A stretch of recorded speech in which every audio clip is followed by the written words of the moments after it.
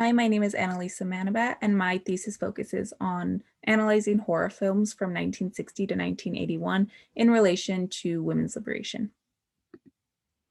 My thesis focuses on female-centered horror films using Barbara Creed's idea of the monstrous feminine, which she uses to challenge the idea that women in horror films are always passive characters in comparison to their male counterparts. Furthermore, Creed argues that when woman is represented as monstrous, it is almost always in relation to her mothering and reproductive functions, which is an idea I also applied to the female protagonists in each film that I discuss.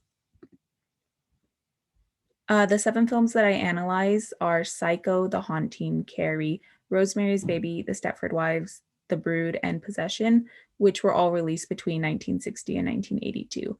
This specific timeline was chosen as it parallels the women's liberation movement and second wave feminism, which was happening in the US during the same period. This movement challenged conventional norms for women, particularly when it came to sexuality, domesticity, marriage, and motherhood.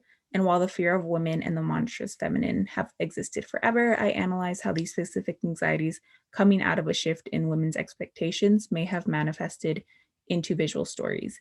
And the chapters transition from a focus on unmarried or pre-married girls to married women to divorced or post-married women in order to emphasize the changing focus and conversation. My first chapter focuses on Psycho from 1960, The Haunting from 1963, and Carrie from 1978, and all films are analyzed in relation to the culture of the 50s and 60s, which was beginning to shift, showing young women beginning to rebel against the idea that they too must also regard marriage and motherhood as the most important and fulfilling paths in life. And in the films, this specific dynamic between mother and daughter is analyzed through each protagonist's struggle with mother figures in the films. The 3 unmarried girls, Marion, Eleanor, and Carrie, are punished in the films for their rebellious nature by what I refer to as patriarchal mothers, or mother figures who reject the emerging feminist ideals in favor of the traditional patriarchal notions about women's independence, sexuality, and overall role in society. The second chapter focuses on Rosemary's Baby from 1968 and The Stepford Wives from 1975 and focuses on female protagonists who are now married women.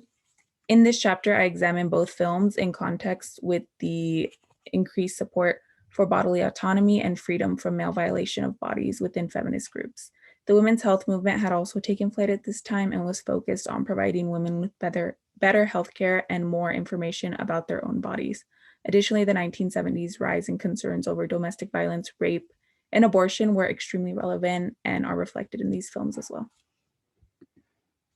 My third and final chapter focuses on The Brood from 1979 and Possession from 1981.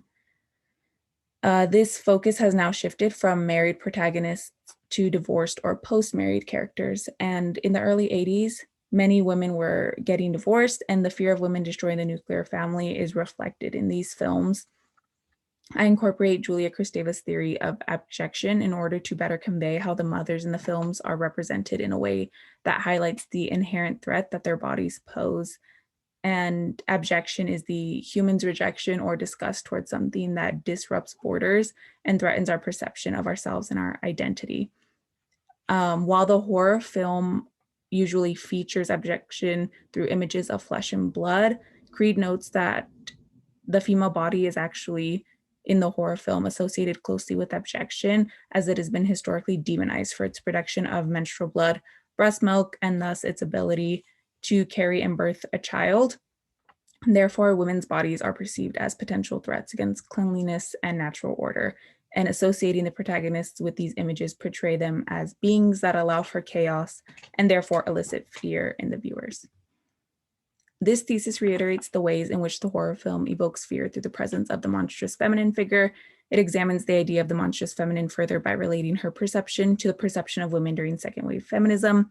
In the 60s, there was a growing fear of young women craving freedom from social constructs and expectations. In the 70s, fear of women banding together to fight for bodily autonomy. And in the 80s, dread arose when women realized that they did not need to stay in marriages they viewed as unfulfilling, therefore instilling the fear of the nuclear family's downfall within audiences. The issues discussed in each chapter shift as the real-world issues evolved, as women's liberation gained traction and further developed. Thank you all for listening.